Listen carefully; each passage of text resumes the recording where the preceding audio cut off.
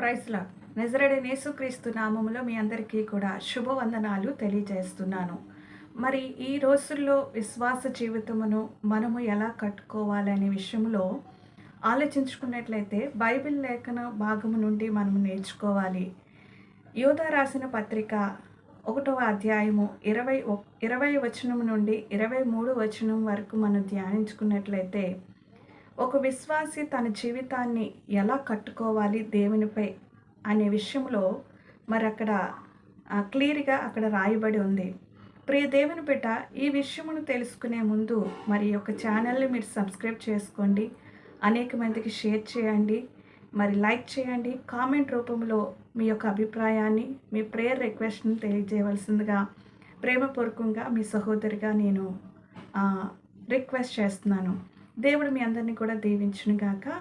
వాక్య భాగ్యంలోనికి వచ్చినట్లయితే యూదా రాసిన పత్రికలోని మన విశ్వాస జీవితాన్ని ఎలా కట్టుకోవాలో భక్తుడు చక్కగా అక్కడ రాసి ఉన్నాడు. కాబట్టి పరిశుద్ధాత్మడు ప్రేరేపణ ద్వారా ఆ లేఖన భాగము రాయబడి ఉంది. కాబట్టి మనము ఈ రోజుల్లో మన యొక్క విశ్వాసాన్ని, మన యొక్క జీవితాన్ని దేవునిపై ఆధారపడి మనము ఈ లోకములో ఎలా కట్టుకోవాల విషయంలో నేర్చుకోవాల్సిన మరి కొన్ని పాయింట్స్ మనము నేర్చుకుందాం. మొట్టమొదటిగా మన జీవితాన్ని అనగా విశ్వాస జీవితం అంటే యేసుక్రీస్తుని సొంత రక్షకుడిగా అంగీకరించి మరి ఆయనను మరి హృదయపూర్వకంగా మీరు అంగీకరించి యేసే నిజదేవుడవని ఎప్పుడైతే రక్షణ పొంది మారుమనసు నీ జీవితాన్ని మార్చివేసిన దేవునిపై ఆధారపడి ఆయన నమ్మినప్పుడు నీవు విశ్వాస సహితమైన జీవితాన్ని కట్టుకోవడానికి ఆధారమవుతుంది.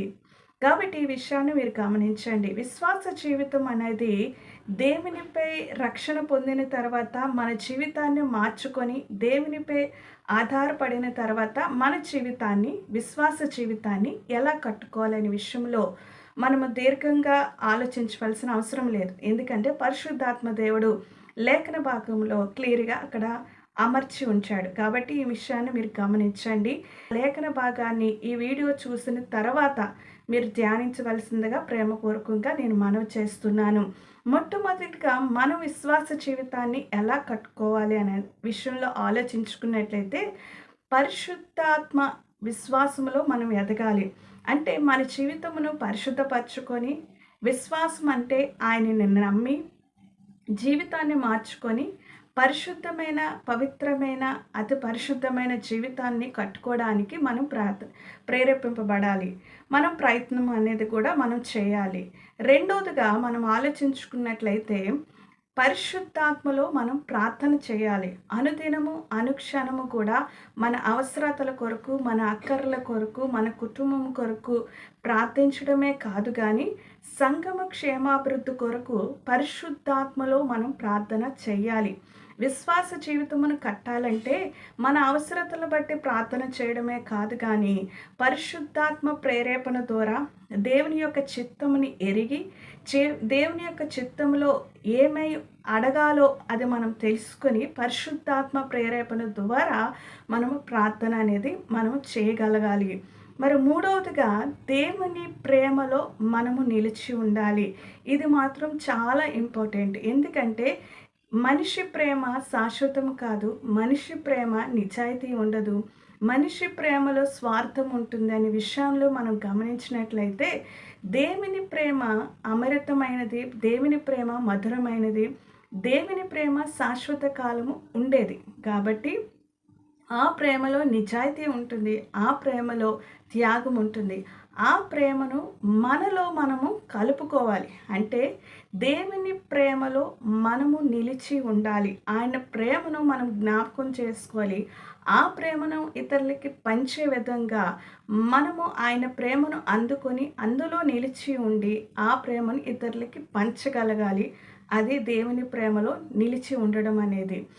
తర్వాత సందేహపడే వారి మీద మనము కనికరం చూపించాలి. ఈ పాయింట్ ఏంటంటే దేవుని ఎరగక, దేవుని గురించి తెలియక చాలామంది కూడా సందేహపడుతూ ఉంటారు. అసలు దేవుడంటే ఎలా ఉండాలి? దేవుడు ఏమై ఉన్నాడు అని తెలియక చాలామంది కూడా నిస్సహాయ స్థితిలో ఈ లోకంలో జీవిస్తున్నారు. అటువంటి వారి మీద మనము కనికరం పడి వారి మీద మరి జాలి చూపించి దేవుని దగ్గరికి రావడానికి, దేవుణ్ణి చూపించడానికి, పరిచయం చేయడానికి, ఈ లోకములో క్రీస్తు వెలుగై ఉన్నాడని చాటి చెప్పే విధముగా మనము సందేహపడే వారి మీద మనం కనికరం చూపించి వారిని యేసు యొద్దకు నడిపించగలగాలి. ఇది విశ్వాస జీవితంలో కట్టుకోవలసిన మన జీవితమై ఉన్నది. కాబట్టి ఈ విషయాన్ని మీరు గమనించండి.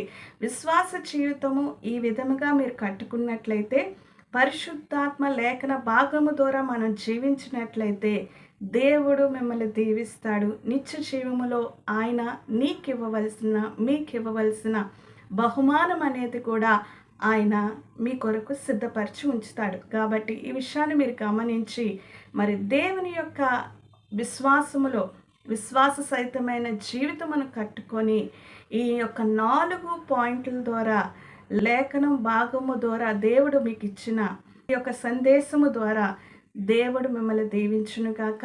ఆ విధంగా విశ్వాస సహితమైన జీవితమును మీరు కట్టుకోవాలని, విశ్వాసములు ఎదగాలని, దేవునితో మరి మీరు కట్టబడి నిలిచి ఉండి ఆయనలో ఫలిస్తారని ఆశీర్వదిస్తూ ఈ యొక్క వాక్య భాగాన్ని ముగిస్తున్నాను. దేవుడు మీ అందరినీ కూడా దీవించి ఆశీర్వదించును గాక. ఆమేన్.